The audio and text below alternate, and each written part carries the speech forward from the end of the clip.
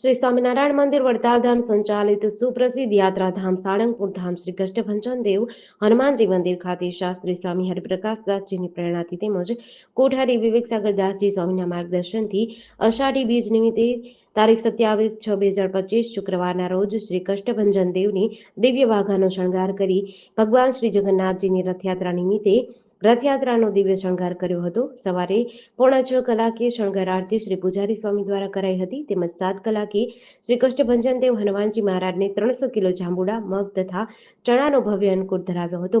હજારો ભક્તોએ આ અનેરા દર્શનનો લાભ લઈ ધન્યતા અનુભવી હતી। ભગવાન જગન્નાથ, બલભદ્ર અને સુભદ્રાજી રથયાત્રાના પવિત્ર ઉત્સવ પર આપ સૌ પર તેમની કૃપાએ બની રહે। શુભ રથયાત્રા।